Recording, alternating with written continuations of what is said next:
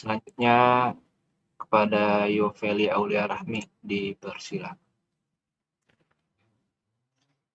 Terima kasih kesempatannya, moderator.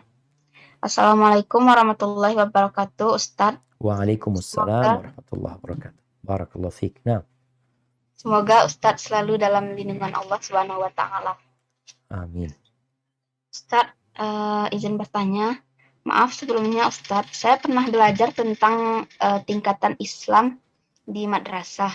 Setelah mendengar dari penjelasan Ustadz tadi, itu yang dahulu adalah Islam. Sedangkan yang saya pelajari di madrasah itu, yang pertama itu iman, Ustadz. Nah, mana yang dulu antara Islam dan iman?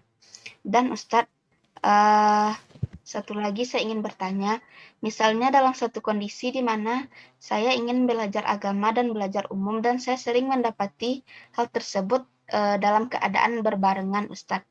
Tentu saya ingin belajar agama, tetapi ada juga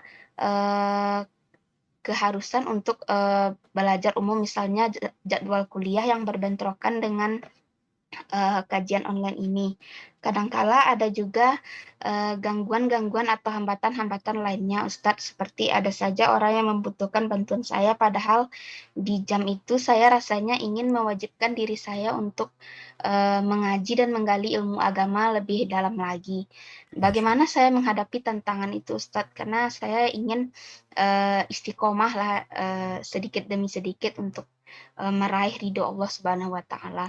Mohon nasihat dan pendapatnya, Ustadz. Terima kasih. Barakallahu fiik. Assalamualaikum warahmatullahi wabarakatuh. Waalaikumsalam warahmatullahi wabarakatuh. Barakallahu fiik. Nah, Masya Allah. Ya, kalau bicara tingkatan agama yang mungkin dipelajari di madrasah dulu, sebenarnya nggak bertentangan ya. Mana yang terlebih dahulu? Maka kalau bicara mana yang terlebih dahulu, tentu iman ini menjadi syarat utama. Di rukun Islam yang pertama adalah syahadat an la ilaha illallah. Adalah berkaitan dengan bersaksi bahwasanya tidak yang berhak disembah oleh Allah Azza wa Jalla. Yang mana kesaksian ini tidak akan berguna buat orang yang mengucapkannya kecuali dia meyakini dengan hatinya. Disinilah rukun iman yang pertama apa? Beriman kepada Allah Azza wa Jalla. Di sini dia meyakini dengan hatinya. Kemudian dia mengucapkan dengan lisannya. Asyhadu an la ilaha illallah wa anna Muhammad Rasulullah. Hanya saja ada orang-orang yang mengucapkan asyhadu an la ilaha illallah wa anna Muhammad Rasulullah, tapi ternyata dia nggak beriman. Seharusnya dia mengimani. Seperti orang-orang munafiqin. Mereka datang kepada Nabi sallallahu alaihi wasallam.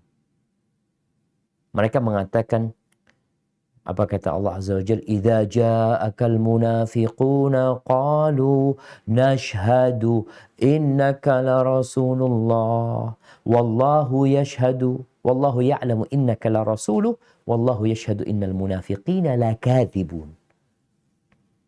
Apabila datang kepadamu orang-orang munafik mengatakan kami bersaksi bahwa tiada yang berhak, bahwa engkau adalah utusan Allah. Allah tahu Nabi ini utusan Allah. Dan Allah bersaksi bahwa orang munafik bohong. Tapi sebagai muslim dia diterima jemaah.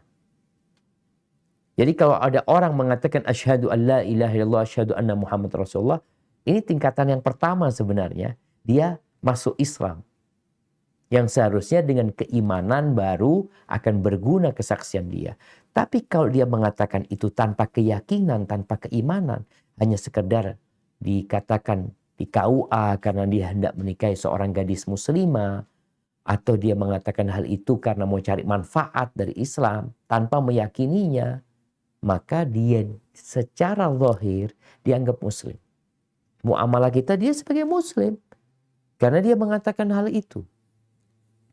Sampai ketika Nabi SAW dapat informasi bahwa Usama bin Zaid itu tetap menyerang seorang yang mengatakan la ilaha illallah di dalam satu peperangan, karena dia sudah hampir ditebas tapi dia mengatakan la ilaha illallah. Akhirnya di situ ada dua orang, satu orang Ansor, satu Usama. Yang orang Ansor ketika mendengar dia mengatakan la ilaha illallah ditahan sama dia. Usama ditebas sama dia, mati itu orang. sampai berita kepada Nabi SAW. Dipanggil Usama. Nabi mengatakan, ya Usama, aqataltahu ba'dama qala la ilaha illallah. Apakah engkau membunuh dia setelah dia mengatakan la ilaha illallah? Kata Usama, ya Rasul, dia mengatakan itu karena takut sama pedang. Lalu Nabi mengatakan kepadanya, sallallahu alaihi wasallam, halla syaqaqta qalbah. Apakah engkau enggak belah dadanya supaya engkau tahu dia mengatakan itu benar dari hatinya atau dari lisannya? Kan enggak tahu kita. Kita menghukumin orang dengan zahirnya. Urusan hati, urusan Allah Azza wa Jalla. Jadi seperti itu kalau bicara tingkatannya tetap tingkatan Islam, iman, ihsan. Hanya saja kalau bicara Islam, tentu rukun pertamanya berkaitan dengan keyakinan, keimanan kepada Allah Azza wa Jalla. Akan tetapi kita menerima orang itu sebagai muslim, walaupun dalam hatinya mungkin dia nggak beriman. Ini hukum muamalat kita. Dan ada pun pertanyaan kedua